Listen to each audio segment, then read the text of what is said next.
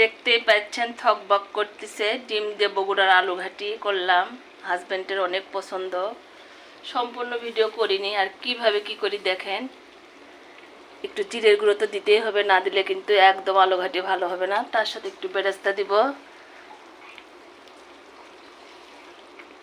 তারপর একটু নাড়াচাড়া দিতে হবে, কারণ কি দিয়ে ঘাটলাম একটু দেখবেন না, যেহেতু আমরা বগুড়া বাসা। আর এভাবে কিন্তু আলু ঘাটিটা অনেক অনেক মজা হয়, যেহেতু হাজব্যান্ড আমার আস্ত ডিম আসলে কুসুম খায় না, এই জন্যে এইভাবে করা, সেটা আপনাদের সাথে শেয়ার করলাম। দেখেন কত সুন্দর হয়েছে আজকে দুপুরের জন্য করে,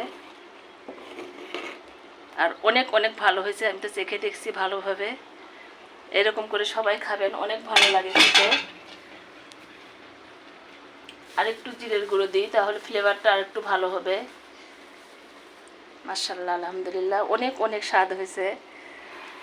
আলু ঘাটি তো বগুড়ার লোক অনেক পছন্দ করে, সেটা আমরাও খেয়ে থাকি, যেহেতু আমরা বগুড়ার লোক। আল্লাহ হাফেজ।